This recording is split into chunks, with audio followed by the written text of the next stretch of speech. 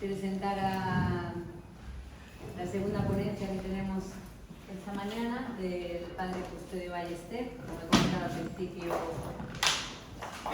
pues ha venido desde Barcelona y estamos muy agradecidos por su presencia aquí. Y bueno, pues su conferencia es la ideología de género y el cristianismo a la luz de las reflexiones de Benedicto XVI. Como he comentado antes, es todo lo que a raíz de la revolución sexual de los años, al final de los 60, surgió en la sociedad, todos los movimientos, que es lo que estamos viendo ahora, el aborto, la eutanasia, la ideología de género, todo lo que es la facilidad para divorciarse, o sea, todo lo que es destrucción de la vida, de la familia y de la naturaleza humana. Y cómo vamos a poder ver cómo Benedicto XVI da una respuesta, porque eso confronta directamente con el cristianismo y todos los ataques que en lo que es en el clero de la Iglesia se ha ocurrido y lo que está ocurriendo, como lo estamos viendo. Y bueno, pues después dejaremos un ratito también para preguntas o lo que se quiera, quien quiera participar. Así que le damos la bienvenida y ya cuando quiera puede comentar.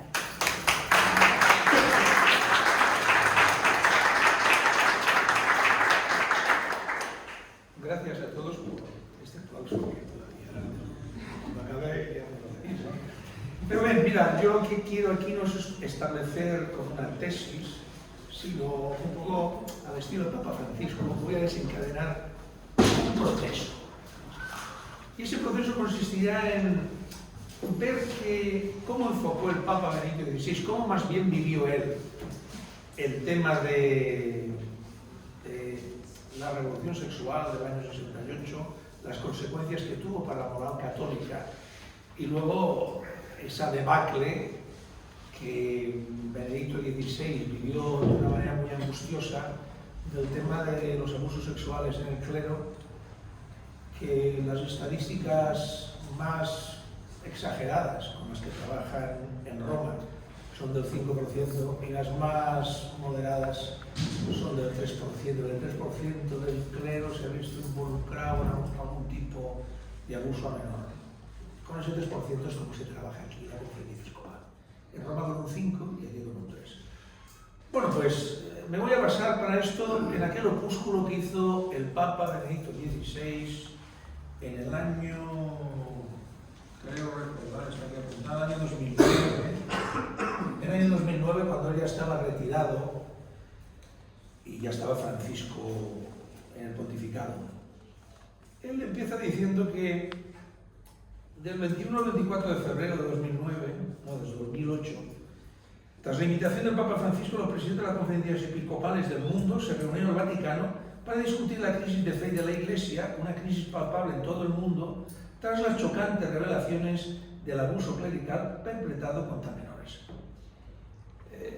Yo intuyo que este trabajo que hizo el Papa Benedicto XVI era, por un lado, una explicación de la situación y, por otro, como una justificación, como si el hombre tuviera algún reparo de conciencia en esa solución que él dio, que en la práctica ha resultado bastante defectuosa. Bien, pues empieza el Papa Benedicto XVI diciendo: la cosa comenzó con la introducción de los niños y jóvenes en la naturaleza de la sexualidad, ordenada y apoyada por el Estado. Él habla de Alemania, que allí en los años 70 se desencadenó este cambio pedagógico. Las películas pornográficas y con contenido sexual se convirtieron entonces en algo común en los colegios. Entre las libertades que quería conquistar en mayo del 68 estaba la libertad sexual total, que no permitía ya ninguna norma, y mucho menos la norma basada en el derecho natural de la humane vitae, que en el acto conyugal, la unión y la procreación están intrínsecamente unidos. Recuerdo que cuando era jovencito, un cura viejo, muy viejo, me dijo: antes las mujeres tenían miedo y el miedo guardaba la viña, pero inventaron la píldora, me dijo. La teología moral católica, en ese momento de cambio pedagógico en el que la educación sexual se popularizó y se vulgarizó, la teología moral católica sufrió al mismo tiempo un colapso que dejó a la Iglesia indefensa ante estos cambios de la sociedad. Hasta el Concilio Vaticano, la teología moral católica estaba fundada sobre todo en la ley natural, mientras que las Sagradas Escrituras se citaban solamente como transformo o confirmación. Por tanto, las cosas eran buenas o malas por su misma naturaleza.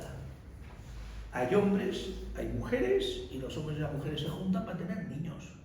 Entonces sí, Jesucristo el Señor, con la gracia del Espíritu Santo, aquello que está en la naturaleza de las personas desde el principio, el hombre dejará a su padre y a su madre, lo eleva a la categoría de sacramento y hace del amor del hombre y la mujer un signo del amor que Cristo tiene a su Iglesia. En las luchas del concilio para alcanzar una nueva comprensión de la revelación, la opción ius naturalista, la teología moral basada en la naturaleza, fue ampliamente abandonada y se exigió una teología moral fundada completamente en la Biblia. Hasta aquí podría pasar.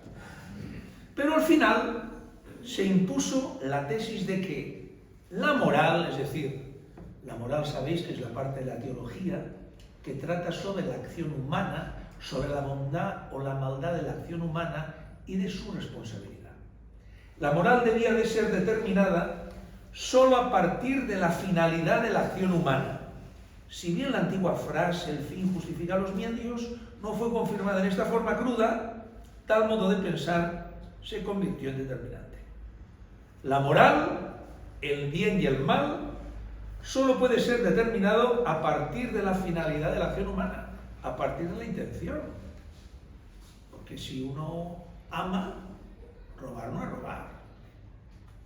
Y si uno lo hace por amor, si yo lo hago por bien, abortar no es matar.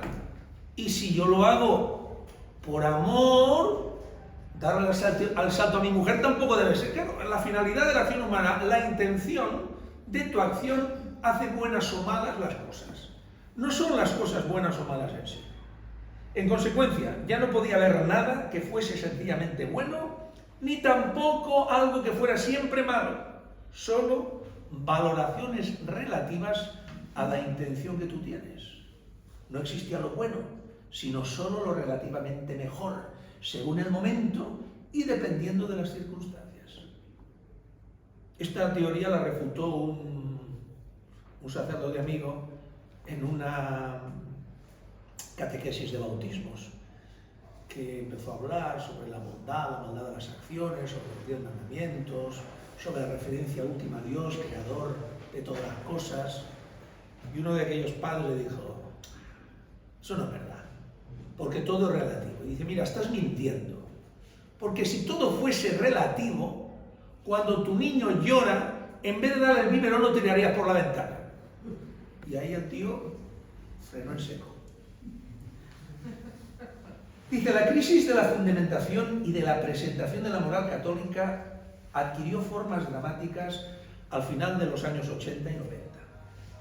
El Papa Juan Pablo II conocía muy bien y seguía de cerca la situación en la que estaba la teología moral.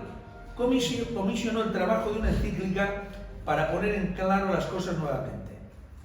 Y esta encíclica, la recordáis, se publicó en el 93 con el título Veritatis Splendor y generó reacciones vehementes por parte de los teólogos morales.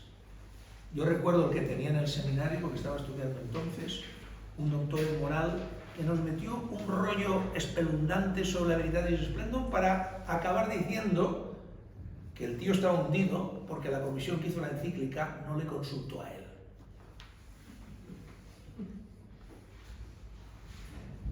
La encíclica fue publicada el 6 de agosto del 93 y aquí hace el resumen de la encíclica.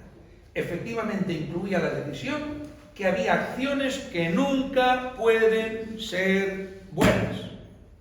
El adulterio nunca puede ser bueno, el aborto nunca puede ser bueno, el asesinato del inocente, la condena del inocente nunca puede ser bueno, la absolución del culpable nunca puede ser buena. la decisión de que había acciones que nunca pueden ser buenas. El Papa Juan Pablo era consciente de la importancia de esta decisión en ese momento y para esta parte del texto consultó a los mejores especialistas. Él no podía ni debía dejar duda alguna sobre el hecho de que la moral construida sobre el cálculo de bienes tiene que respetar un fin último. ¿Cuál es ese fin último? El bien de la persona, creada a imagen y semejanza de Dios. Hay valores que nunca deben ser abandonados en nombre de un valor mejor y que están incluso por encima de la preservación de la vida física. Existe el martirio. Dios es más incluso que la supervivencia física. El martirio es una categoría básica de la existencia cristiana. Es decir, que hay un momento en el que hay que subir a la cruz. Y en la cruz uno muere. Porque el mundo persigue al que anuncia la verdad. Y tantas veces actuamos los católicos como si el único y el último crucificado fuese Jesucristo. Después de él que no le pase a nadie. Eso de el que quiera ser mi discípulo, tome su cruz y me siga, parece que no mueve el corazón de casi nadie. Tenemos todos el Cristo en nuestra casa, vemos al Señor crucificado, pero ni uno más. Ni uno más, ¿no? Y eso te pasa a ti, me pasa a ti y le pasa seguramente al señor obispo, porque cuando más arriba estás, en vez de ser más libre, eres más esclavo de todos los politiqueros. En teología moral había otra pregunta que se había vuelto apremiante.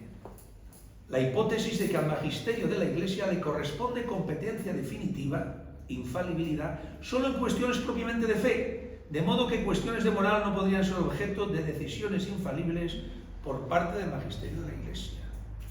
Aunque la declaración de infalibilidad del Papa, según las condiciones, el Papa puede hablar infaliblemente en tema de fe y de costumbres, es decir, las costumbres es la moral, y debe hacerlo en unas determinadas condiciones, haciendo una declaración formal. El Papa Juan Pablo II la hizo una vez, en aquella declaración, en aquella motu apostólico que hablaba del tema del sacerdocio, el posible sacerdocio femenino. Ahí recordáis que Juan Pablo II decía: en virtud del encargo confiado por Jesucristo a Pedro, vicario de Cristo, en virtud de la potestad que me confiere la Iglesia, yo declaro que la Iglesia no tiene autoridad de conferir el sacerdocio a las mujeres. Y es voluntad de Cristo. Eso es una declaración de infalibilidad. Pues todavía están dando vueltas con la misma matraca, pero ya lo sabéis, a vosotros os lo tengo que decir. El que el sacerdote sea un varón, que el orden sacerdotal solo se confiera a varones, forma parte de la esencia del sacramento. Así como uno no puede bautizar con cerveza o decir misa con coñac, tampoco se puede ordenar a una mujer, no porque las mujeres no puedan ser más buenas que los hombres, sino porque el Señor en su providencia lo ha querido así, porque el sacerdote actúa en la persona de Cristo como cabeza de la Iglesia para el triple ministerio que es santificar, enseñar y gobernar al pueblo de Dios, no simplemente en nombre, sino en la persona de Cristo. Y después de la Virgen Santísima, ¿quién hay más importante en la Iglesia? ¿El Papa, un cura, el obispo? ¿Quién es más importante en la Iglesia después del Señor? Su Santísima Madre. Y la Virgen Santísima no fue llamada al sacerdocio. Madre, mujer, ahí tienes a tu hijo. Ahí tienes a tu madre. Esa es la función. Ese es el genio de la mujer. En el mundo y en la Iglesia, decía Juan Pablo II en la encíclica La dignidad de la mujer. El genio de la mujer es la maternidad. La misión que Dios ha confiado a la mujer es la vida del ser humano. Dios ha confiado a la mujer la vida del ser humano, que se gesta 9 meses en su vientre y después lo da a luz y lo acompaña a lo largo de su vida. Está en juego, dice el Papa, claro, si la Iglesia, la única competencia que tiene son temas propiamente de fe, está en juego la autoridad de la Iglesia en cuestiones de moral. Quien niega a la Iglesia una competencia última en este ámbito, la obliga a permanecer en silencio precisamente allí donde se trata de la frontera entre la verdad y la mentira. Si la Iglesia, en la persona de sus pastores, no puede, no quiere, no se atreve a hablar para anunciar la verdad y denunciar el error, para manifestar la bondad, la maldad, la virtud, la perversidad de determinadas acciones, estamos permaneciendo en silencio donde se está jugando la opción entre la verdad y la mentira, entre el bien y el mal. Ahora, es que hacer eso tiene un precio. Es que te clavan en la cruz, te crucifican, van a por ti, te hacen papilla, te canean. Independientemente de este asunto, en muchos círculos de la teología moral se desarrolló esta hipótesis. La Iglesia no tiene y no puede tener una moral propia. Es la moral del momento, de la circunstancia. Es la moral contemporánea. El argumento era que todas las tesis morales tendrían su paralelo en otras religiones y por tanto no había un propio cristiano, no existiría. Es decir, el budismo también tiene la compasión, en el maometismo también está la misericordia. Pero claro, la misericordia en el maometismo no es la misericordia del Padre de nuestro Señor Jesucristo. Para los moros, Dios es misericordioso porque no te mata. Punto. Dale las gracias. Bien, la singularidad de la doctrina moral de las Sagradas Escrituras proviene de su anclaje en la imagen de Dios, en la fe en el único Dios que se mostró a sí mismo en Jesús y que vivió como ser humano. El Decálogo, los 10 mandamientos, es una aplicación a la vida humana de la fe bíblica en Dios. Es la moral de la revelación de Dios, es la moral de la Sagrada Escritura. Amarás a Dios sobre todas las cosas, no tomarás el nombre de Dios en vano, santificarás las fiestas, honrarás a tu padre y a tu madre, no matarás, no cometerás actos impuros, no robarás, no dirás falso testimonio ni mentirás, no consentirás pensamientos ni deseos impuros, no codiciarás los bienes ajenos. Una aplicación a la vida humana de la fe bíblica en Dios. La imagen de Dios, ¿quién es Dios? Y la moral, la manera de actuar conforme a la voluntad de Dios, van unidas. Y de ello viene específicamente la posición cristiana ante el mundo y ante la vida humana. La fe es un camino, una manera de vivir. Así lo dice San Pablo en una de sus cartas. Lo que importa no es ser circunciso o incircunciso. Lo que importa no es ser judío o griego, sino una fe operante en la práctica del bien. Otra cosa es que, como dice también San Pablo, la ley, los 10 mandamientos, se los dio Dios a Moisés. Pero la gracia y la verdad nos viene por Jesucristo. Lo cual significa que la fuerza para cumplir los mandamientos no te da el saberlos, que hay que saberlos. La fuerza para cumplir los mandamientos te la da la gracia de Jesucristo, que se nos da a través de los sacramentos. Pueden cumplirse los mandamientos a trancas y barrancas, con la gracia de Dios, confesándose 1000 veces. Pero pueden cumplirse. Porque el listón está donde está. Y el esfuerzo de nuestra vida es hacer ese esfuerzo, tener esa decisión para ir hacia ese listón. Tal vez no llegas nunca, pero tienes siempre esa energía para ir donde el Señor quiere, para hacer su voluntad. Las primeras reacciones eclesiales. El proceso largamente preparado y actualmente en marcha de disolución del concepto cristiano de la moral, es decir, ya no hay acciones y actos buenos y malos en sí, sino que todo depende de tu intención. Por tanto, ser gay es bueno o malo, no, depende de lo que tú quieras. Si tú quieres ser gay, pues está bien. Porque la moral, el bien y el mal de las acciones depende de la finalidad, siempre buena, claro, que tú le quieras dar. En varios seminarios,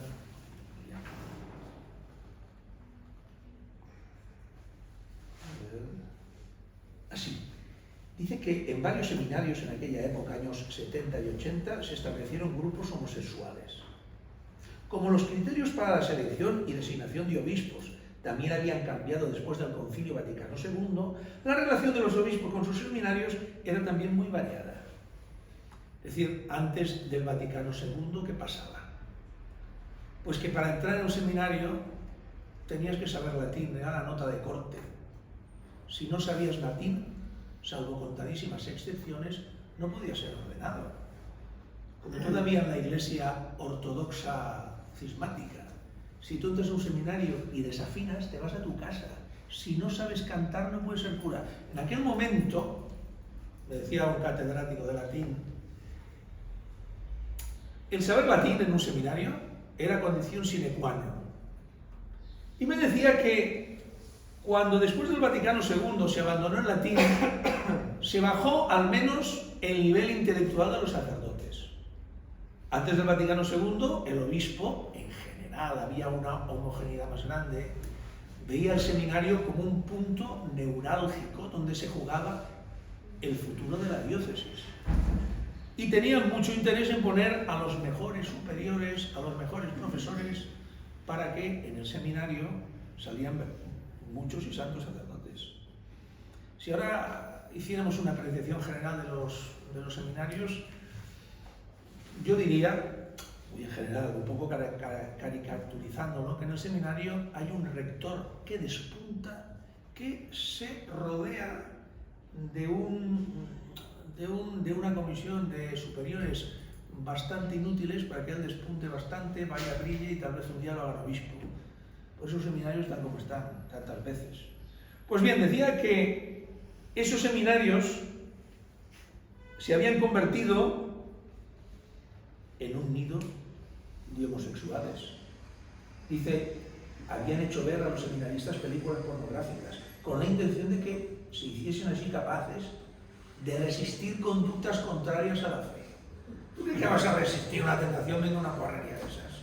Es imposible. Hubo algunos obispos que rechazaron la tradición católica en su conjunto y intentaron formar una especie de catolicidad moderna en sus diócesis. Y aquí dice el Papa Benedicto, claro que valga la pena mencionar que en no pocos seminarios los estudiantes que veían leyendo mis libros se les consideraban no aptos para el sacerdocio. Mis libros fueron escondidos, como si fueran mala literatura, leídos solo bajo el escritorio. Esto a Benedicto XVI le dolió, sí. Y entonces dice, la cuestión de la pedofilia, según recuerdo, no se hizo aguda hasta la segunda mitad de los años 80. Es decir, lo que verdaderamente afectó a Benedicto XVI, a él le afecta una consecuencia última de ese montaje de la ideología de género. Es decir, lo que puede hacer el mundo nosotros no podemos evitarlo. Es decir, lo que vaya a hacer Pedro Sánchez, lo que vaya a hacer el señor alcalde, yo no puedo evitarlo. Ahora, lo que sí que yo he de hacer es dar un criterio justo a mi gente para que juzgue adecuadamente las cosas. Y eso solo puedo hacer desde la moral católica.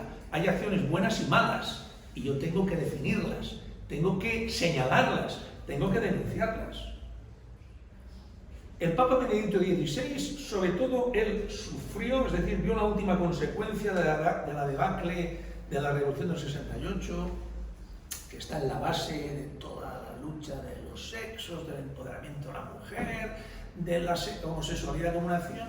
Él lo sufrió, sobre todo, y le afectó profundamente, hasta el punto que, en mi humilde opinión, se equivocó en la solución, le afectó el tema de los abusos sexuales del clero. Eso le afectó profundamente y le destrozó vivo. Yo ahora, para iluminar esto y luego volver al Papa, os voy a leer unos apuntes, tengo la versión larga y la versión corta, que hice sobre este tema específico, como para contrarrestar, para solucionar, para amputar de raíz el tema de los posibles abusos sexuales del clero. A pobre Benedicto XVI y a Juan Pablo II, que cogió muy viejo, se pasaron de frenada. Es un trabajo que yo hice con ocasión del caso que yo tuve, que llegó hasta mí, de un cura injustamente calumniado que fue sancionado hasta la expulsión del Estado clerical. Desde hace más de 15 años, escribía yo, la cuestión de los abusos perpetrados de clérigos a menores fue publicada y magnificada interesadamente por los lobbies de comunicación internacionales.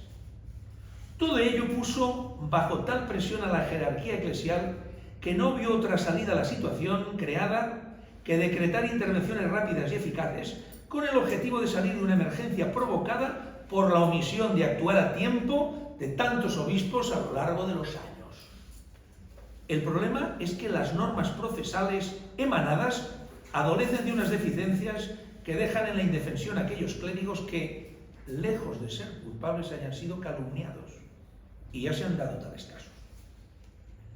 Allá por 1980, los trabajos de la reforma del antiguo derecho canónico del año 1917, plantearon la cuestión de la dimisio ex officio del estado clerical, es decir, la dimisión por decreto. Es decir, la expulsión o secularización del estado clerical no por proceso penal, sino por decreto administrativo. En aquel momento se desechó tal posibilidad, pues podía prestarse a abusos, ya que la tutela de los derechos del hombre, la defensa del encausado, no puede dejarse a la discrecionalidad en el ámbito administrativo. Alguien ha afirmado que la urgencia de entonces no era de tipo penal, sino que se refería a las numerosas dispensas que pedían los curas que querían secularizarse. Con el correr del tiempo, la urgencia sería otra. Sabéis que el derecho canónico rige el fuero externo de los curas y de los fieles católicos, de los obispos y de los fieles católicos. Porque de internis de iglesia non judica, de internis está el confesionario. Pero la iglesia tiene unas leyes para preservar a los fieles, a los sacerdotes y a los obispos de los posibles abusos que puedan haber. Es decir, vosotros sabéis que los poderosos no necesitan ningún derecho para funcionar. Su propio poder, su propio dinero les salva de cualquier cosa. Hay una justicia para los poderosos y una justicia para los desgraciados. Pues bien, el derecho se ha creado para defender al desgraciado del opresor injusto, defender al débil del poderoso, para eso está el derecho. Para defender al desgraciado de los abusos del poder, para eso está el derecho. Y la Iglesia tiene un derecho también. A lo largo de la historia, todos en la Iglesia, los fieles, los obispos y hasta el mismo Papa, se consideraban sometidos a las leyes de la Iglesia. Pero llegó el Vaticano II, y entonces en la encíclica Lumen Gentium hay un número que pone, hace la siguiente afirmación, que está fuera de la tradición de la Iglesia. Está fuera de la tradición de la Iglesia, lo dicen allí de una manera novedosa, directa. El Papa tiene potestad directa, inmediata, universal sobre toda la Iglesia y puede ejercerla como quiera. Luego alguien se dio cuenta que era muy gordo y entonces hicieron una nota a pie de página y ponía: esa autoridad debe ejercerla siempre para bien de la Iglesia. Pero lo más gordo estaba dicho. Entonces este es el problema de fondo, que en la solución se pasaron de frenada. En el año 88 el cardenal Ratzinger, prefecto de la Congregación para la Doctrina de la Fe, escribió al cardenal Castillo Lara, presidente de la Comisión para la Interpretación del Derecho Canónico. Decía al Papa que entre las peticiones de dispensa del sacerdocio habían algunas motivadas por comportamiento grave y escandalosos que no merecían un acto de gracia, como es la dispensa, sino la pena canónica de la dimisión del estado clerical. El cardenal Castillo contestó que la solución al problema no estaba en simplificar los procedimientos, sino en que los obispos asumiesen la responsabilidad de intervenir ejerciendo su potestad de gobierno. El cardenal Castillo quería evitar poner en peligro el derecho de defensa de los fieles y cargar a la Santa Sede con una responsabilidad que tenía cada obispo por razón de su oficio pastoral. Hubo Voto in Trento en el año 98 para establecer una normativa para la dimisión del estado clerical por decreto, con las siguientes condiciones: certeza de las acusaciones y de la culpabilidad del clérigo, rechazo por parte de éste de pedir dispensa, imposibilidad de actuar de otro modo para expulsar al sacerdote. Todos los dicasterios consultados expresaron entonces reserva sobre este procedimiento exprés, pues la simplificación del procedimiento canónico, nada de proceso, decreto y punto, no permitía el correcto ejercicio del derecho de defensa del acusado, ni tampoco la certeza necesaria para imponer una pena tan grave a perpetuidad y sin posibilidad de apelación, porque la firma el Papa. La cosa se desencalló después, porque con la excusa de que en territorios de misión no habían tribunales diocesanos que pudieran juzgar los delitos de los sacerdotes, se dio unas facultades especiales para reducir al Estado laical por procedimiento administrativo con unas aparentes estrictas condiciones. Habría que pedir investigación para obtener la certeza moral suficiente. La certeza moral, si algún jurista, no se acepta en ningún tribunal para condenar a nadie. Certeza moral, para imponer la secularización por la extrema gravedad del delito. Después, permitir al acusado defenderse. No sé cómo. Un decreto administrativo es una multa que presupone tu culpabilidad. Papel sobre papel. Una alegación que tú presentas por escrito. Ahí queda. Ofreciéndole la posibilidad de pedir voluntariamente la dispensa de las obligaciones sacerdotales, lo cual ya no sería una gracia que se implora, sino la conciencia de no estar en condiciones de desempeñar el ministerio sacerdotal. Estas facultades especiales que se dieron en tierras de misión, como vía excepcional, que estaba al lado del procedimiento ordinario, ya no había obligación de pedir un proceso judicial para echar a alguien del sacerdocio, se convierte en un procedimiento ordinario para toda la Iglesia. En el motu propio de Juan Pablo II, Sacramentorum Sanctitatis Tutela, del año 2001, se amplían esas modificaciones porque ya lo que en principio era para las diócesis sin tribunal eclesiástico se hace general. Ya no es necesario que el obispo tome medidas penales o que constituya un tribunal para juzgar. El caso es remitido por el obispo a la Congregación por la Doctrina de la Fe. Es suficiente la certeza moral del delito, su gravedad, la necesidad de llegar a una solución eficaz y contundente. Y no se trata ya de los delicta graviora, los delitos más graves, abusos a menores y a personas vulnerables, sino todos los delitos que podían llevar a la expulsión del estado clerical. Para expulsarte había proceso penal, ahora ya no, por decreto. Violación directa o indirecta del secreto de confesión, atentado al Santo Padre, solicitación de favores sexuales utilizando la confesión sacramental, clérigos que contraen matrimonio, aunque sea solo civil, curas concubinarios, los sacrilegios, una ampliación notable de esas facultades. Pero en 2009 Benedicto XVI vuelve a ampliarlo todavía más. La primera de esa facultad es la posibilidad de presentar directamente al Santo Padre para la dimisión por decreto administrativo todos esos delitos que os he expuesto antes. El abuso de menores seguía siendo competencia de la doctrina de la fe. Se derogan los cánones, lo hizo Benedicto XVI, que prohibían la promulgación y aplicación de penas expiatorias perpetuas sin proceso penal, en particular la expulsión del estado clerical, lo cual llevó a la segunda facultad. En el canon 1399, que estaba neutralizado porque para echarte necesitan hacerte un proceso, en ese canon dice que la pena de dimisión del estado clerical, no solo por delitos que prevén este tipo de sanción, sino también por comportamientos no expresamente previstos como delitos ni por ley particular ni universal. Queda a la discreción del obispo definirlos, con tal de que sean especialmente graves y sea necesario para prevenir o reparar escándalos de cualquier tipo, aunque no sean sexuales precisamente. Es decir, este canon dice que lo que no es delito puede ser delito en un momento dado si así lo define el señor obispo en razón de la gravedad y del escándalo que un determinado comportamiento futuro pueda tener. Es decir, que puede ser condenado un sacerdote por un delito que no está tipificado en el canon como delito. ¿Esto qué significa? La destrucción del derecho común.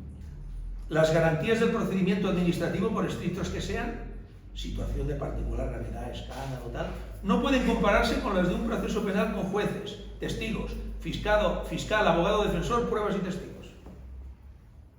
Un procedimiento administrativo sumarísimo solo ofrece al acusado la posibilidad de defenderse a sí mismo, como pueda y con todas las de perder. Si es inocente, indefenso y si es culpable, la valoración de las circunstancias agravantes o atenuantes se hace impracticable, ya que el procedimiento tiene un carácter sancionador, dirigido a la consecución de la certeza moral del hecho y de la culpabilidad del acusado. No hay presunción de inocencia, sino de culpabilidad.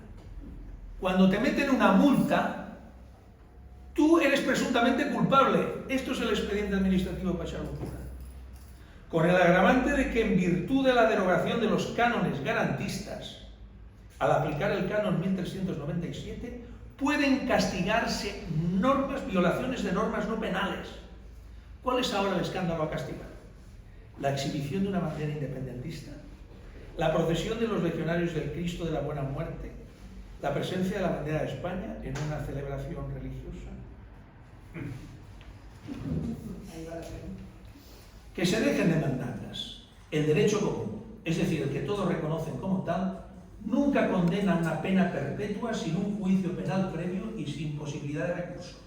Jamás en derecho común lo penal se ha convertido en administrativo, exceptuando los tribunales populares de la Unión Soviética.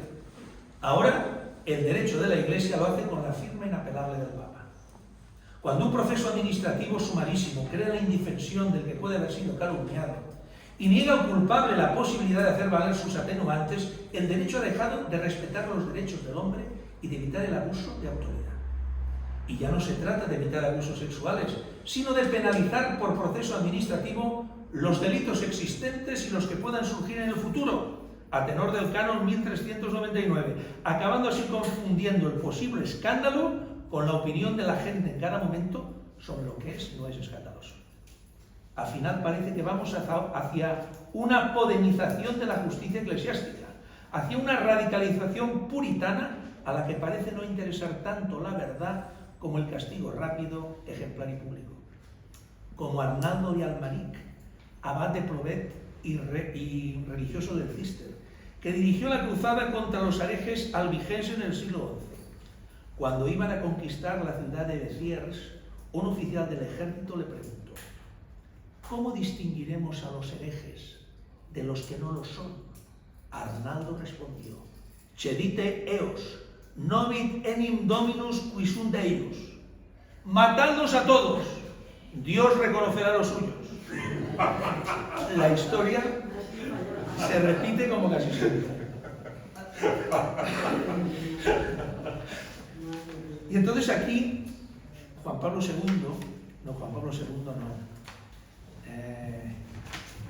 Benedicto XVI, como él es un hombre competente, inteligente,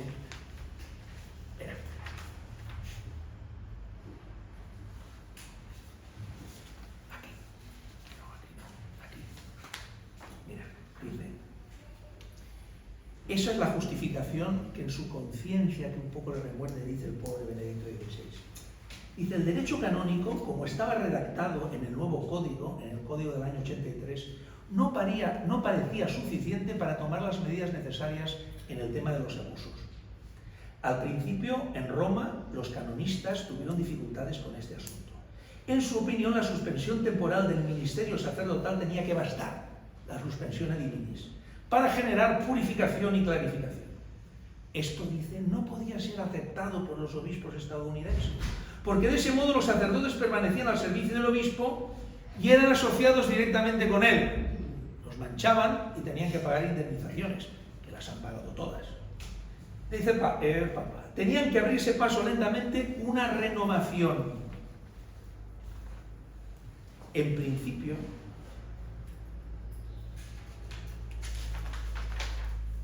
una profundización en el nuevo derecho penal del Código, que había sido construido conscientemente de modo relajado. Entonces dice, había un problema.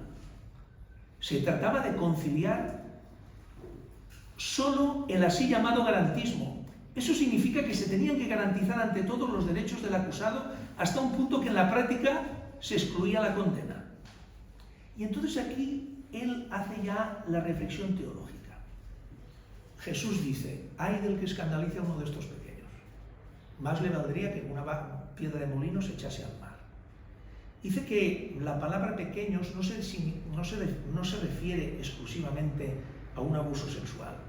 Dice, Jesús protege aquí el bien de la fe con una amenaza explícita de castigo a aquellos que le hagan daño. Por tanto, no solo el derecho del acusado es importante y requiere una garantía, igualmente importantes son grandes bienes como el de la fe. Un derecho canónico equilibrado que se corresponda con todo el mensaje de Jesús. No tiene que proporcionar solo una garantía para el acusado, cuyo respeto es un bien jurídico. Tiene que proteger también la fe, que es importante como bien jurídico. Un derecho canónico bien construido tiene que contener una doble garantía: la protección legal del acusado y la protección legal del bien que está en juego.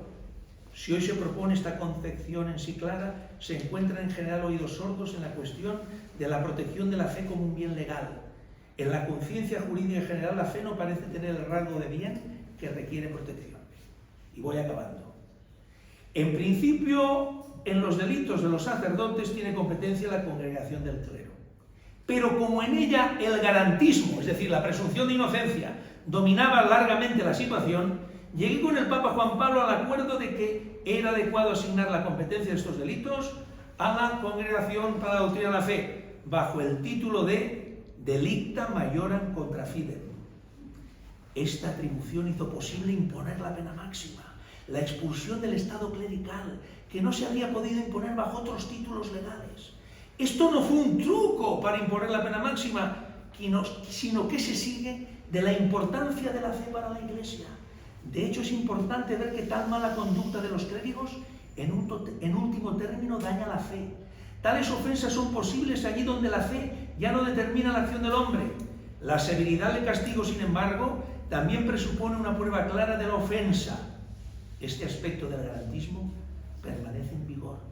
Para imponer la pena máxima legalmente se requiere un proceso penal genuino, pero con ello tanto las diócesis como el Vaticano se ven sobrepasados. Formulamos entonces un nivel mínimo de procedimientos penales y dejamos abierta la posibilidad de que la misma Santa Sede asuma el juicio cuando la diócesis no puede hacerlo. En cada caso, el proceso debe ser revisado por la Congregación para la Doctrina de la Fe para garantizar los derechos del acusado. Finalmente, establecimos una instancia de apelación, ya que todo esto en realidad superaba la capacidad de la Congregación de la Doctrina de la Fe y se daban retrasos, había que impedir esos retrasos. El Papa Francisco ha realizado reformas adicionales.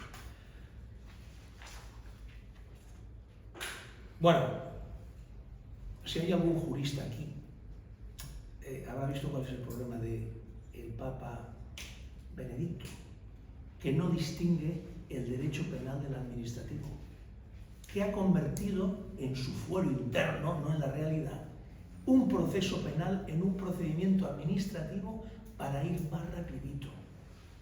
Ha creado una absoluta indefensión para el clero calumniado, que los hay, y ha dejado fuera de la presunción de inocencia al culpable, al que no se le puede aplicar ningún atenuante. Hay un caso muy sonado de Perú, que hubo un sacerdote que un chaval le acusó de que había metido mano, lo condenaron en primera instancia, inmediatamente le abrieron el proceso y lo echaron de la sacerdocio. El hombre recurrió al Tribunal Supremo de Perú, que dictaminó su absolución porque era una acusación falsa. Inmediatamente envió su expediente al Vaticano y todavía ahora está esperando que le digan algo, porque su expulsión por decreto administrativo lleva la firma del Papa. Y una vez ha firmado el Papa, aquí hay la sentencia del Tribunal Supremo de Perú, pero es que ha firmado el Papa y las decisiones del Papa son inapelables.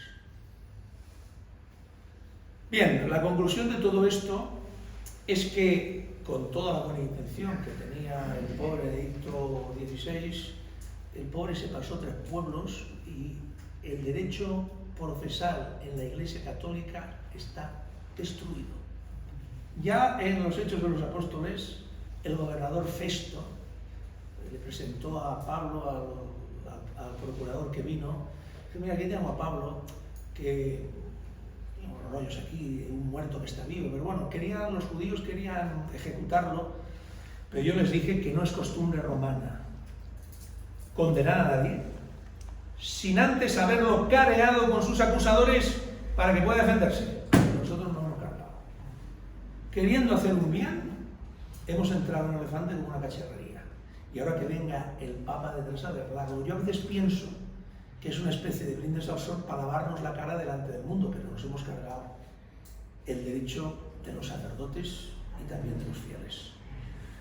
Bueno, entonces, os he metido un rollo. Si me preguntáis algo, podemos clarificar algunas cosas.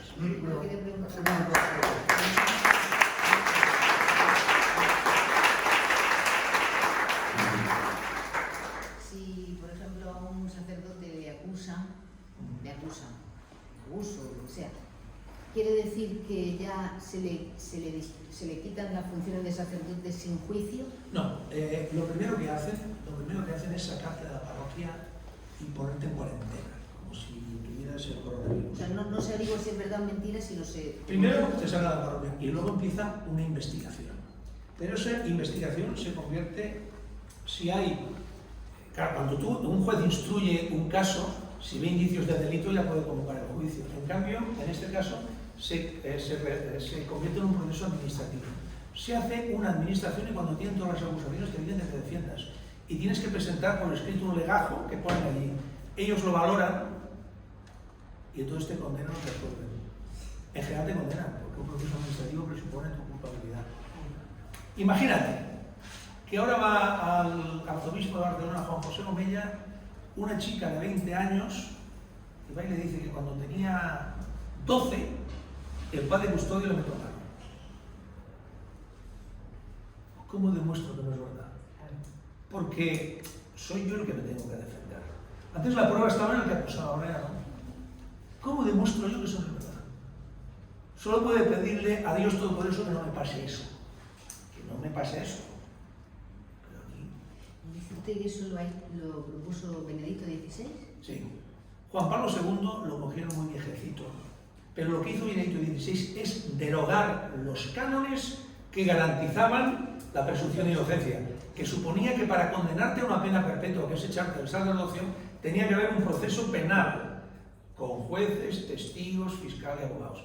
Pero como los obispos son unos vagos, que no tienen gente preparada, entonces decían que ellos no podían, que era muy largo, que no se solucionaban los temas. Fíjate hasta dónde ha llegado, que para constituir un tribunal, para juzgar a alguien, ahora por procedimiento administrativo, no hace falta que seas cura, ni que seas doctor en Derecho Canónico, ni siquiera que seas clérigo, lo puede hacer cualquiera. Como los tribunales revolucionarios de Acete Fay, que eran instructores, jueces y ejecutores, lo mismo. Pregúntame alguna. ¿Qué opina de la actuación de los sacerdotes en las parroquias cerrándolas durante la pandemia? El Papa diciendo que es un acto de amor la vacuna contra el COVID, que eso ha supuesto, que está suponiendo un genocidio, y la colaboración de los sacerdotes, el silencio que han mantenido ante sus parroquianos y tal. Bueno, ¿Qué opina de...? Yo te lo pondría en paralelo con esta afirmación que hace Benedicto XVI para justificar que se ha cargado el derecho procesal de la Iglesia, que el abuso sexual es un delito contra la fe. Mira, podemos discutirlo eso, Un delito contra la fe es negar la divinidad de Cristo, la virginidad de la Santísima Virgen, negar la constitución divina de la Iglesia, no creer en los sacramentos o tergiversar. Eso es un delito contra la fe. Un abuso sexual es un delito contra la moral, puede ser gravísimo, puede ser una inmensa injusticia, una gran guarrada y perversidad. Pero, hombre, poner un delito contra la fe, y lo que está diciendo el Papa Benedicto XVI es una argumentación que se ha cargado el derecho porque es un delito contra la fe y la fe tiene que defenderse, es cargarse la presunción de inocencia. Está diciendo, la defensa de la fe pasa por encima de la presunción de inocencia, igual que el abad de Poblet cuando conquistó Becías. Matadlos a todos, que Dios decidirá. Entonces, mira, esto de decir que vacunarse es un acto de amor es convertir el no vacunarse en un delito contra la fe. Pero, oye, tío, tú eres el Papa, tú no me puedes decir a mí lo que es el fenómeno, porque yo lo sé, y si no, oye, hace una declaración escátedra, hace una declaración diferente, que no la hará nunca, como es lógico, porque el Espíritu Santo no se lo permite. Pero claro, mira lo que dice el cardenal Müller. Quiso hacer una intervención en el último consistorio y no lo dejaron. Dice: no es un progreso de la eclesiología, sino una clara contradicción con sus principios fundamentales si toda la jurisdicción en la Iglesia se deduce del primado jurisdiccional del Papa. Incluso el gran verborrea del ministerio, la singularidad de la subsidiariedad no puede ocultar una regresión a una concepción teocrática del Papa. Pedro actuó en la autoridad de Cristo como su vicario. Su autoridad para atar y desatar no es una participación en la omnipotencia de Dios. La autoridad apostólica del Papa y los obispos no es un derecho propio, sino un poder espiritual conferido para servir a la salvación de las almas mediante el anuncio del Evangelio, los sacramentos y la dirección del pueblo hacia la meta de la vida eterna. Por tanto, mira, y la evacuación es un acto de amor, ¿Quién era lo que preguntaba? Cerrar las iglesias. Bueno, eso a mí me continúa escandalizando. Ni en la peste negra cerraron las iglesias. Otros que se han pasado 3 pueblos. El gobierno no se había metido con la iglesia, no les habían dicho nada. Nada de nada. Y va a la conferencia episcopal y dice que hay una norma que se prohíbe el culto público. Luego tú le dices al obispo: oiga, usted cerró las iglesias. No, yo no las cerré, que estaban en el... No, pero prohibiste el culto público. ¿Y queréis prohibir el culto público? Dejar a la iglesia sin sacramentos. Y sin sacramentos no hay vida. No hay vida eterna. No actúa, no puede actuar la gracia de Dios. Bueno, ya, si lo suplirá el Señor en su providencia. Pero lo que hicieron, yo recuerdo que... ¿Os acordáis de aquel vídeo que hicieron unos chicos de Madrid, que tuvo mucho éxito, que salían ahí chicos y chicas bien vestidos, así guapitos y tal, y decía a los obispos: por favor, devolvernos la misa? ¿Os acordáis de este vídeo? Sí. Por favor, devolvernos la misa. Pues oye, que me llama en medio de la pandemia el don Juan José y me dice: oye, ¿tú tienes algo que ver con ese vídeo de devolvernos la misa? Y mire, oiga, yo no tengo nada que ver con ese vídeo, porque si yo lo hubiera hecho de otra manera. Claro. A mí me parece una beatería ese vídeo. Bueno, pero pienso que es muy importante, porque claro, se crea mala opinión. Pero escuche, ustedes, no, es que es la epidemia, tú no te lo tomas en serio, pero bueno. Estaban también bautizados, por la televisión de la que habla Francis. Es decir, que, mira, fueron ellos los que se adelantaron a cerrar las iglesias y fueron ellos los que pidieron ayuda al gobierno, ayudarnos para que no se contagie nadie en la iglesia. Así es muy bien, el 25% de la forma. Y entonces entraron las iglesias, echaron a la calle al obispo de Granada, cortaron misas, entraron en las iglesias armados como para un delito inflagrante, y resultaba que no era ningún delito, y los curas y los obispos arrojonados. El obispo de Granada con un corderito. Oye, ¿qué es el obispo? Oye, que venga tu jefe. No que yo soy el jefe. Llama ahora a tu jefe, que quiero hablar con él. Llámale ahora. Y todos vosotros filmad todo esto. Lo vamos a meter en YouTube para que vean en qué estado se ha convertido. Por favor, dígame la policía. Yo no sé por qué pasa eso. No sé por qué a la derecha, cuando ven un uniforme, pero tío, pero vosotros no habéis visto a la policía. Si están todo el día en el gimnasio y luego haciendo servicio, no hacen nada más. Si los culturistas no tienen nada en el coco, no los veis todos mazados ahí, no, pero son sicarios del sistema. Sí. Acuérdate que el vídeo que había en la epidemia de que le paraban a un tío con la Guardia Civil y decían: ¿y tú? ¿Tú dónde vas? ¿A usted qué le importa? Estamos en pandemia, que tienes que decir dónde vas y por qué vas. De que no te lo voy a decir. Que estás violando los 4 artículos de la Constitución. Pues le voy a tener que multar. Y dice: múltame, pero ponme tu número de placa porque te voy a denunciar a ti por prevaricación. El tío se va y se oye que dice: otro rebotado. Entonces vuelve. Y eran 2 guardias civiles mirando por la ventanilla, el copiloto filmaba. Le dan la multa y dice: si os ordenan disparar contra el pueblo, lo haréis, ¿verdad? Y aquellos 2 tíos bajaron la mirada. eso de cerrar las iglesias ha sido, es decir, ha sido una equivocación radical que están pagando todavía. Hay un 25% en Barcelona y un 25% de las personas que no han vuelto a la iglesia. Pero eso es porque no tenemos confianza en el poder de Dios. Y las mascarillas. Bueno, las mascarillas, si tú me lo dijiste, que hubo unas declaraciones que salió un ministro, que uno le decía, no sé si a cámara cerrada y tal, oye, pero si esto de las mascarillas no está demostrado que sirve para nada, y el ministro dice, sí, pero la gente tiene que acostumbrarse a obedecer las normas. Padre Custodio, tenemos un panorama difícil ya y se va a ir complicando para todos, para los que son cristianos y para los que no. Pero ya que estoy aquí, quiero aprovechar, pedirle que nos dé como unos rasgos así, pinceladas, pues un poco para dirigirnos socialmente nosotros y espiritualmente también, pues en las circunstancias que se nos puedan presentar fuertes, en que a lo mejor nos podemos sentir un poco, no saber por dónde ir. Esto puede llegar a un compromiso bastante grande en la fe y en saber, también saber por dónde ir, discernimiento y tal. ¿Qué rasgo nos da usted de pincelar pues para que nosotros podamos dirigirnos un poco en poco a poco que vaya llegando más difícil la situación? Bueno, el primer paso ya lo habéis dado, que es no chuparse el dedo. No chuparse el dedo. Nosotros tenemos un criterio que no es el del poder.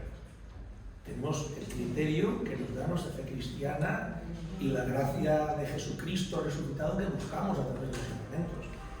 El no chuparse el dedo es el primer paso. ¿Y luego qué podemos hacer? Os voy a poner un ejemplo ilustrador que a mí me ha ayudado mucho en todas las batallas en las que me he metido, en todas las veces que he llevado la contraria al señor obispo. Vosotros habéis visto la película Rambo 3, cuando está en Afganistán, cuando los rusos cogen de prisionero al coronel Trauman y él se va allí a buscarlo. Entonces ya sabéis que todas las peripecias al final consigue liberarlo y cuando ya se está acabando la película salen como de una colina y cuando llegan arriba a la divisoria de las aguas llegan el coronel Trauman y Rambo que llevan 2 Kalashnikov, dos fusiles ligeros y ven una división mecanizada soviética, los tanques, la infantería detrás, 2 helicópteros cargados de misiles y entonces el Trauman le dice, Johnny, ¿qué hacemos? Y Johnny se le queda mirando y dice, jodámoslos. Empieza a disparar con lo que tiene. Ahí en la película, claro, en la película ahí gana, vamos. Seguramente a nosotros nos salió en papilla, pero oye, ¿qué hacemos? Vamos a pegarles una patada en pinilla. Igual no tumbarás al tío, pero todo el mal que haga ya no lo puede hacer con tanta comodidad. Porque nota que hay algún obstáculo, algo que le fastidia, ¿eh? Tú puedes llevar una vida normal, ¿no? Más o menos, pero y hay unos médicos, si tienes hemorroides, lo notas, ¿verdad? Y puedes seguir robando, matando, engañando, pero ¿sí o no muere? Pues se trata de eso. A veces tenemos que tener objetivos asequibles. ¿Qué hacemos? Y todas estas iniciativas, estas conferencias, las manifestaciones que hicisteis por la libertad religiosa, las concentraciones delante de las clínicas del aborto, eso les hace ver a ellos que no todo el monte es hoguera. Exacto. Es decir, podemos prescindir de esta gente hasta cierto punto, pero como decía la Madre Teresa de Calcuta, cuando le presentaban aquella situación en que, claro, la desgracia es tan grande, el mal es tan grande, el pecado es tan grande que ¿qué podemos hacer nosotros? Y la Madre Teresa decía, hemos de construir algo hermoso para Dios. Lo que nosotras hacemos, que la Madre Teresa de Calcuta no solo era caridad material, ella anunciaba el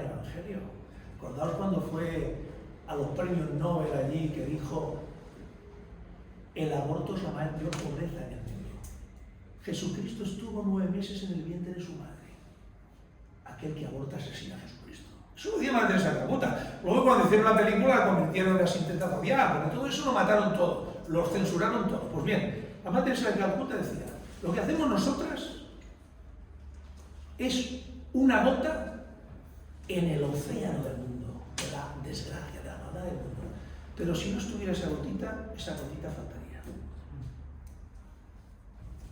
Y pensaba otra cosa. Los obispos americanos, cuando no eran como son ahora, hace 50 o 60 años, antes de la debacle de la revolución sexual, que les afectó especialmente, porque dejaron la manga ancha en los seminarios para entrar a todo tipo de gente pervertida y tarada, dijeron lo siguiente, en los años 50. Dice, los cristianos no somos una secta apartada del mundo. Somos una comunidad de fieles llamada a renovar la faz de la tierra. Ese es el objetivo del cristiano en la iglesia. Ser la levadura en la masa. La luz que se pone en lo alto para que ilumine a todos. La ciudad puesta en lo alto de un monte. Yo recuerdo una vez cuando hacía la mili, allí en los montes de Cocentaina y todo eso, hicimos un recorrido nocturno y yo, como claro, había ido a la universidad, me pusieron de jefe de una patrulla de 3 tíos.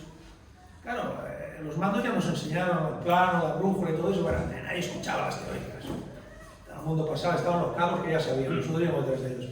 Pero un día para fastidiarnos nos hicieron eso.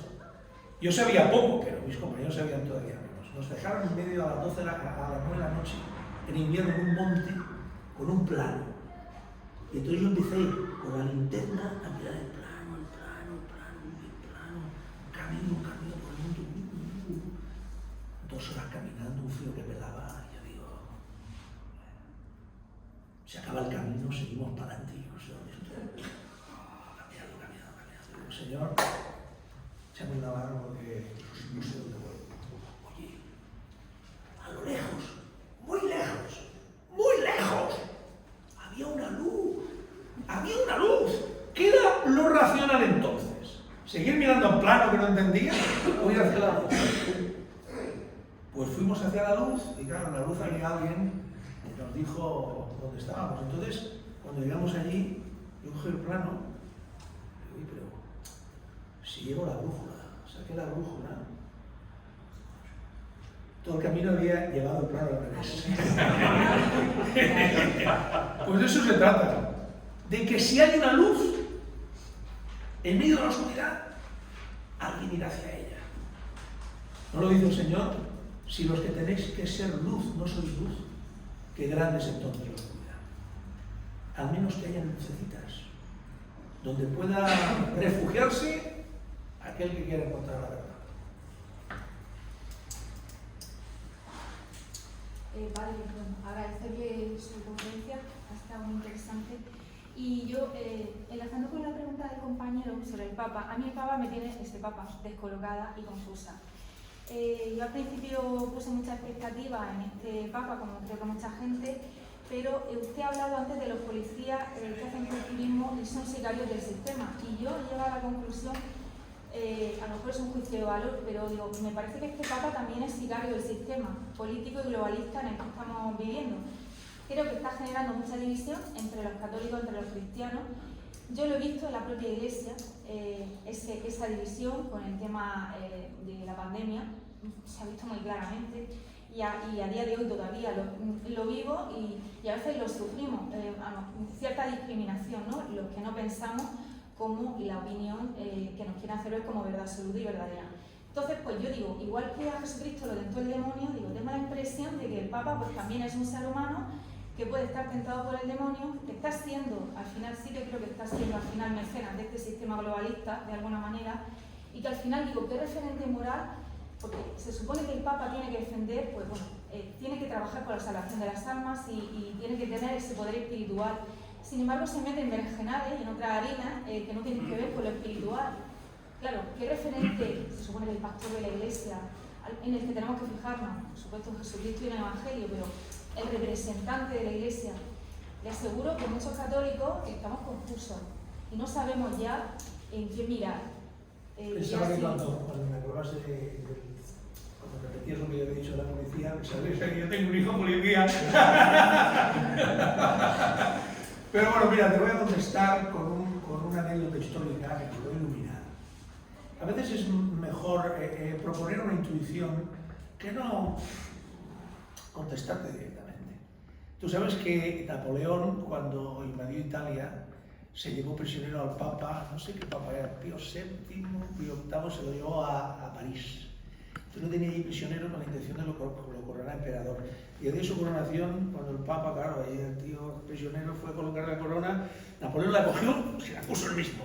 Bueno, pues te cuentan que Napoleón estaba hablando un día con el Papa y le dijo: destruiré la iglesia.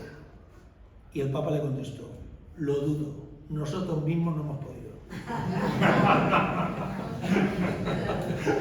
Por tanto, piensa que uno no se casa con el Papa. Hoy hay un pánico en el párroco, hoy hay un párroco, mañana hay otro.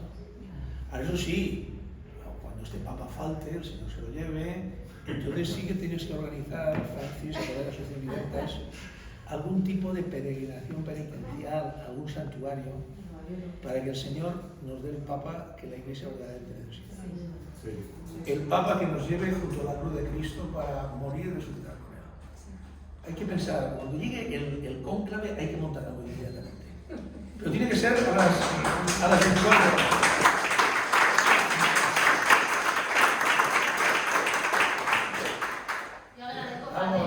Yo agradezco que usted, como ha dicho, se moje de lo que piensa. Porque realmente, que para nosotros, por lo menos yo soy de la opinión de la compañera que ha dado el testimonio, ahora es una pregunta, porque realmente muchos sacerdotes a los que acudimos para que nos guíen, no se quieren mojar. O sea, miran para otro lado, cuando se están cometiendo cosas que son barbaridades. Entonces están dividiendo mucho la iglesia. Entonces tenemos que rezar por él, rezar para que venga el Papa que nos hace falta. Pero es que ahora mismo que acudamos, por ejemplo, a un pastor como es usted, y usted realmente nos está diciendo que acudamos a lo que nosotros realmente estamos viendo, a la coherencia y a nuestra fe, ¿no? Siguiendo a Jesucristo, pues para mí ha sido, pues, no sé, lo mejor de la mañana. El poder escuchar a usted lo que acaba de decir. Porque hay otros sacerdotes que no les puedo tocar el tema. Porque es que además te miran con una cara que vamos, que te están excomulgando con la mirada solo. Entonces, sí, eso llama la atención. Acordaos cuando estaba Juan Pablo Benedicto, lo que decían de ellos.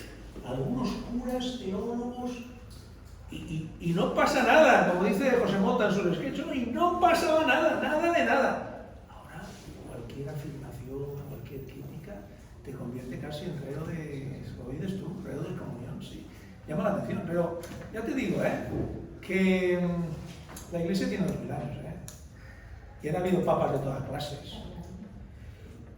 Claro, la diferencia es que, claro, el hacer de un papa, como no había medios de comunicación, no llegaba, no se sabía, el cura estaba en su parroquia, ahora todo lo sabemos inmediatamente, hay cosas confusas, hay papas más sabios, otros que lo son menos, pero tú sabes que el poder de la muerte no la podrá destruir, y que la Iglesia, mira, la Iglesia, eso está, lo decían los progres, pero eso es verdad, la Iglesia no son los curas, los obispos,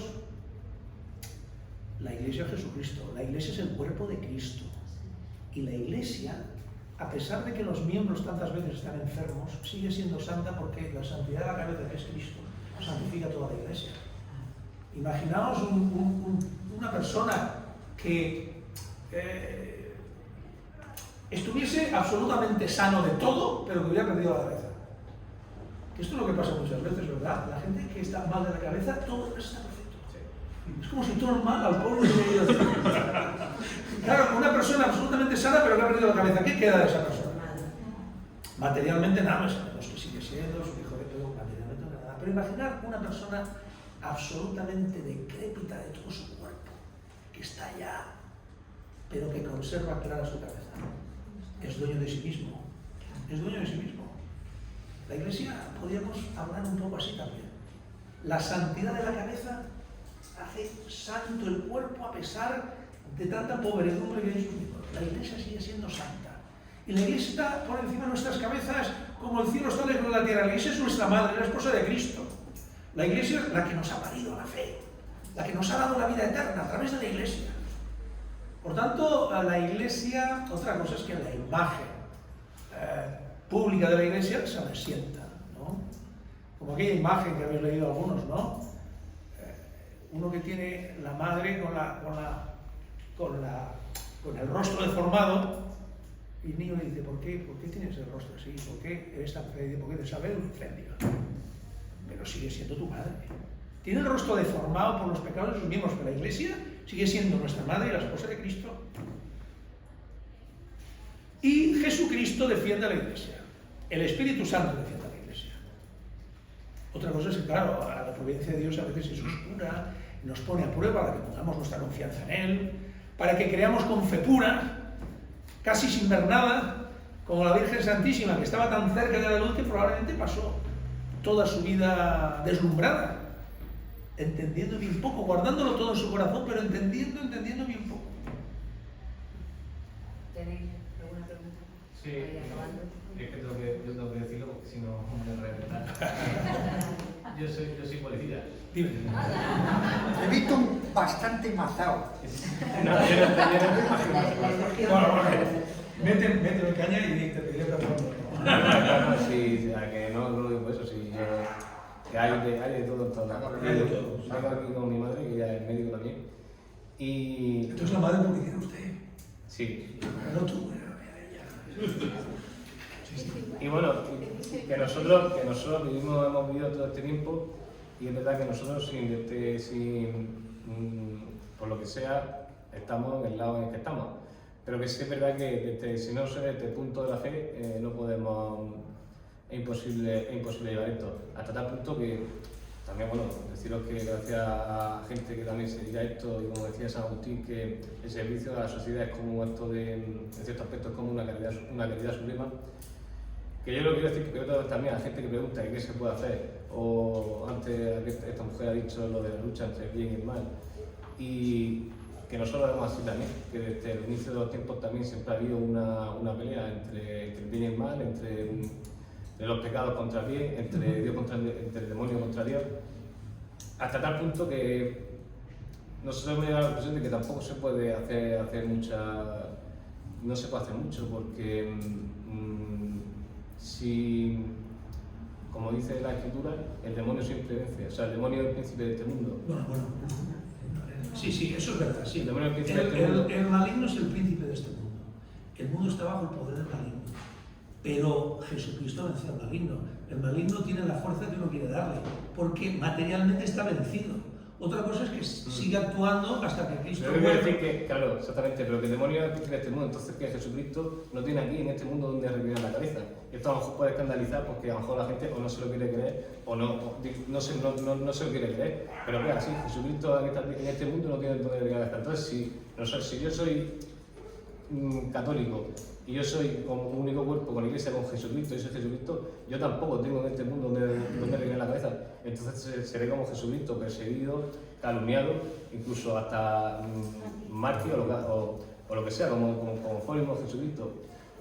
Pero claro, lo que quiero decir con esto es que lo único que se puede hacer es rezar y tener la gracia, el don y la virtud de la esperanza, que sabes que morir es con mucho lo mejor y que estar con Jesucristo, que realmente en este mundo es que no se puede tampoco... Yo no estoy de acuerdo. A Dios rogando y con el mazo dando. Bueno, pero tú entre tus compañeros no tienes a alguien que sea afín. ¿Que sea aquí? Afín a ti. Sí. ¿A que No, pero sí, nosotros también en ese aspecto luchamos. Lo que quiero decir también es que... Claro, es que se montan como dos extremos. Entonces, pero que realmente la única verdad es Jesucristo. Hombre, claro. No sé si me entiendes lo que quiero decir. Sí. Entonces, bajo mi punto de vista, que esto sin la fe no se puede, uno no es capaz de... Hombre, claro, sí, de sin la fe entenderlo. no tienes la herramienta, la convicción, el fundamento para poder plantarte delante de esta catarata que se te lleva. Pero la fe sin obras es algo, es una planta seca. Es que nos refugiamos solo en la fe, pero si no hay obras, ¿de qué sirve? Bueno, damos por hecho de que aquí estamos cristianos, que principalmente nos apoyamos en esa fe. Lo primero que realmente debemos de hacer es rezar para que acabe toda esta situación, sobre todo para que el Señor nos dé fuerza para poder en nuestro día a día pues vencer ese miedo y que nos ayude en el sufrimiento que nos supone. Y luego, claro, actuar. O sea, las dos cosas no las incompatibles. No, es que se está Y ya está, vamos a ir finalizando ya. Perdona, aquí vamos a dejar un folio para aquellos que no son socios de la asociación, que dejen su nombre, su correo electrónico, su teléfono y quieran participar en la asociación de una forma más activa. Punto número 1. Vamos primero a darle un aplauso a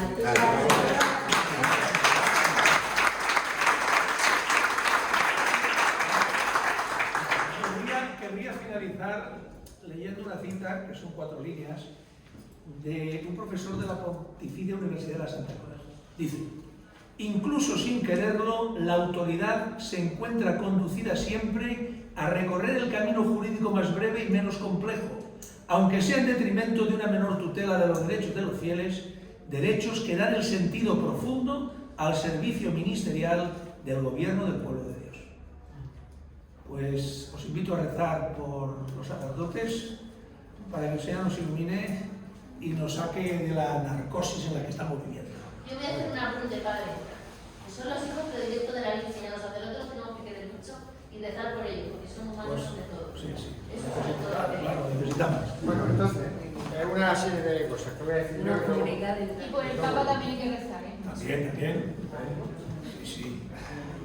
Entonces, a quien esté interesado en participar de una manera más activa, que deje aquí su nombre, su dirección, quien no esté ya. Segunda cosa, vamos a empezar un curso, ya estamos en un curso nuevo, y vamos a intentar cubrir las carencias que ha habido este año pasado, mejorando, siempre mejorando.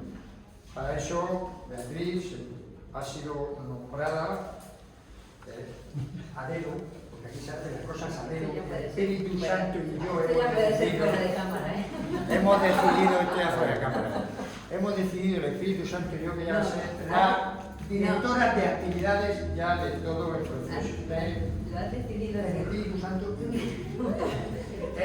directora de actividades de entonces, ella tiene su correo electrónico corporativo de la Asociación Libertad, y ella va a empezar ya a planificar, a organizar todo lo que es el curso de actividades, de si falleciera el romano pontífice de esa peregrinación que ha sugerido aquí el Padre Custodio, y todo lo que haya que organizar ya, Beatriz es la que manda a partir de ahora en esas actividades.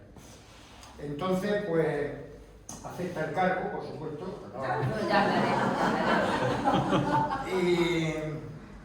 ¿Y qué más quería decir yo? Ahora aprovecho para que expliques lo del observatorio ideológico, que necesitamos un extra, porque ya he comentado antes que estas conferencias que hacemos las podemos hacer gracias a los donativos que recibimos, porque hay que pagar la sala, hay que pagar por los gastos que hay, el Padre Custodio por haber venido en avión, el hotel, tal.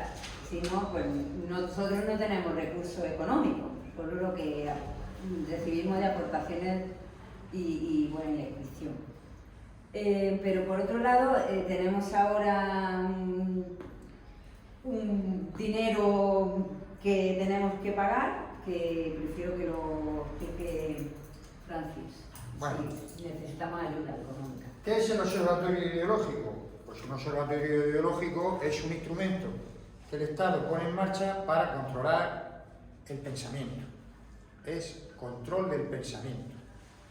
Todo aquel que no esté de acuerdo con las ideologías oficiales del Estado, es como una nueva religión en donde el Estado se ha hecho confesional de esa ideología, pues será penalizado. Y será penalizado por la vía, primero, administrativa, que es lo que está explicando el Custodio, es decir, sin presunción de inocencia. Ese observatorio decide que si tú, por ejemplo, eres un periodista y haces un comentario que a ellos les parece que es ofensivo, discriminatorio o estigmatizante, ¡pum!, te multan. Te pueden cerrar la cadena de radio o el periódico, o sea. Si eres un profesor y estás en la clase dando una charla a los niños diciéndole que la biología humana dice que existen hombres y mujeres, que no hay un tercer sexo, ni un cuarto, ni un quinto, ni un sexto, ni nada de eso, y tú como profesor de biología dices la verdad científica, pues puede haber un alumno que se queje a la directora o al director y te denuncie el observatorio, porque estás yendo en contra de la ideología del Estado, de la religión estatal. El Estado se ha hecho confesional de ese tipo. Si eres un sacerdote, como yo lo he visto en Boston, cuando estuve trabajando allí, en las homilías de los sacerdotes, de los pastores evangélicos, allí se pone un comisario del observatorio allí para escuchar lo que dice la homilía. Y si dice algo ofensivo, algo que puede ser, lo denuncia, contrario a la ideología, lo denuncia. Eso es un observatorio, como una Gestapo de las ideas. Eso está aprobado ya. Eso está aprobado ya, sí. Eso está aprobado y aquí en la región de Murcia está ya creado el observatorio ideológico. El observatorio ideológico es censura del pensamiento. Es una cosa gravísima. Y a los padres que se les ocurra decirle a su hijo, nene, eso que te están diciendo en el cole no es verdad, pueden llegar los servicios sociales y quitarle al niño, como ya está pasando en España, ya está pasando, pasa que no se entera nadie. Nosotros nos llega un caso en Andalucía, en otro sitio, que ya le han quitado a los padres a su hijo. Me han dicho, usted no le puede decir al niño, a partir de ahora no le puede llamar Manolito, le tiene que llamar Almudena, pero si el niño tiene 9 años, no. Si usted le llama Manolito, se lo quitamos. Y se lo han quitado 2 años, ahora se lo han devuelto. Y los padres asustados porque como se les ocurra decirle Manolito en vez de Almudena, pues se lo vuelven a quitar. O sea, esto es una cosa muy gorda y la gente no se entera. Entonces nosotros hemos denunciado la constitución del observatorio ideológico. Primero presentamos alegaciones por la vía administrativa, por supuesto no me hicieron ni caso. Y ahora lo hemos metido en los tribunales, aquí el observatorio ideológico de la región de Murcia. No podemos acometer todos los observatorios ideológicos de todas las regiones porque no tenemos dinero para eso. Pero si nosotros sentáramos jurisprudencia aquí en Murcia, es decir, si consiguiéramos que en el Supremo nos dieran la razón, pues sería extrapolable al resto, porque eso sentaría jurisprudencia para el resto de las regiones y podríamos, ese observatorio es como digo, una herramienta de quitar la libertad de expresión, del pensamiento y todo eso, pero eso cuesta dinero. O sea, estamos yendo a los tribunales, nos condenan en costas, tenemos que pagar 3.000 euros, luego tenemos que pagar al abogado que no le pagamos, de vez en cuando le doy algo, 1.000 euros, pero el tío se pega unas palizas de trabajar, procurador, gastos, todo eso cuesta dinero. Y nosotros estamos defendiendo, aquí un grupillo de 4 gatos aquí, estamos defendiendo la libertad de toda la sociedad, porque esto es la libertad de todos lo que estamos defendiendo. La gente no comprende la gravedad del asunto. O sea, el sacrificio que nosotros hacemos es para toda la sociedad. Cuando esos padres se vean sin su niño, o que en el colegio le quitan, o que no le dejan, o al director del colegio no le dejan. O sea, me llama un director de IECLA. Aquí viene con problemas. Hay un chico con 17 años que dice que es chica y se mete en el aseo de las chicas. Y las chicas protestan. Y tal, y unos líos, ¿entiendes? ¿Y qué hacemos? Y me llaman a mí, digo, o sea, esto es una cosa muy gorda. No nos damos cuenta del lío que estamos creando y ya está. La grano es que sí. quien pueda. Por eso la he nombrado directora, porque es mi látigo, es el que me lleva así. No, porque se va el tiempo. Muy bien, gracias. Gracias. Entonces, nada, que quien pueda, aunque sea poquito, pues un poquito va haciendo un grano de arena y podemos poco a poco reunir el dinero que necesitamos. Esto es muy grave. Otro aviso es, ya como he comentado, Perdona, ¿y dónde hay que hacer esa aportación? Asociación Libertad. Ah. La Asociación Libertas, en la página. ¿Se la página que para eso ya está o no hace falta? Con el mismo móvil que está dado aquí, no sé. Hay media, hay número de cuenta, y también hay una publicación que habla sobre el observatorio ideológico. Y si no, pues ahora comunicaros con Beatriz a través de su correo, le mandáis un correo, porque ella os informa de todo. Y aquí, pues, como comenté antes, quien quiera recibir las noticias de WhatsApp o de Telegram, que ponga aquí su nombre. Quien quiera recibir toda esta información, estas noticias desde la página web las publicamos, que ponga aquí su correo. Y aparte, queremos hacer un grupo de trabajo solo exclusivo de trabajo en Telegram. No es un grupo para publicar noticias de esto, de otro, y chorrada y cosas que de eso ya tenemos otro grupo, sino solo de trabajo, es decir, para las acciones que queremos llevar a cabo, pues si hay una conferencia, si ponemos una mesa informativa, pues una mesa informativa, lo que sea. Quien se quiera comprometer a aportar ideas y ayudar activamente, pues un grupo de trabajo en el que todos pues, podemos colaborar, tanto activamente, físicamente, en concretar acciones, dar ideas y llevarlas a cabo. Pues por favor, si estáis inscritos, ponéis por ejemplo una cruz al lado de vuestro nombre, con el teléfono, para hacer ese grupo de WhatsApp, de Telegram, perdón. Telegram mejor porque es más seguro. Sí, más seguro. Y yo creo que ya está. Cuando estoy hablando en la Comisión de Infancia, que algunos de vosotros habéis visto el vídeo, fui aquí a la Asamblea Regional de Murcia a hablar en la Comisión de Infancia. La presidenta de la diputada que había allí de presidencia no me dejaba hablar, me quitaba el micrófono, me interrumpía. Sí, voy a decir una cosa. Estuve a punto, y no lo hice porque si no allí se acabó la reunión. Hubiera sido la primera vez que en 40 años se hubiera interrumpido una comisión de estas con un levanto la sesión y se acabó. No quise porque apretar más, intenté ser, a pesar de que me mantuve firme, estuve a punto.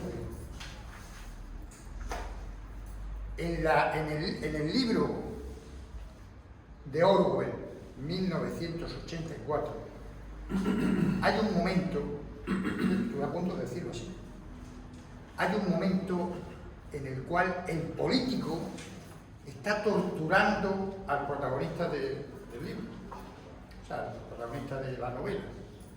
Lo está torturando. Y le dice el político a este individuo, dice, si no quiero que nos obedezcan, no quiero que me obedezcan, no es eso lo que quiero. Lo que quiero es que pienses como yo. Y esa es la cuestión. Estuve a punto de decírselo, porque usted me está torturando, pero yo no voy a pensar como usted, por mucho que me torture. Y esa es la clave. Nosotros aquí estamos porque, por mucho que nos torturen, no vamos a pensar como ellos. Y esa es a lo que estamos llamados, a ser libres. ¿Qué hacemos, Johnny?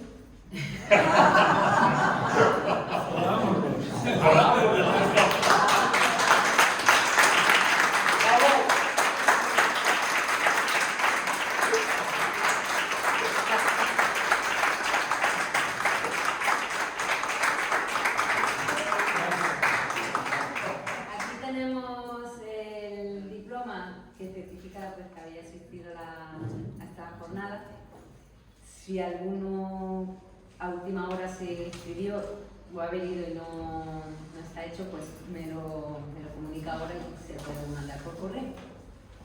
Y la venta de libros, pues estos son los 2 libros de la trilogía que falta el tercero por publicar, que ahora, si Dios quiere, pronto, de Francis. Este es el primero y el segundo, interesantísimos, muy fáciles de leer. Y este lo publiqué yo, es como una guía de preguntas y respuestas para desmontar las mentiras de la ideología de género según la perspectiva cristiana, para tener un fundamento según el magisterio de la Iglesia Católica, y es muy ameno de leer, y es a partir de la adolescencia, o sea, para regalar también El prólogo muy bueno. El prólogo es muy bueno, me hizo Francis. Este lo tenemos en venta por 6 euros, este autor por 15. Y aquí tenemos también pues los cuentecitos estos para regalar para niños con valores. Esto cuando a 6 euros también. Pues Francis lo tiene, pero con librería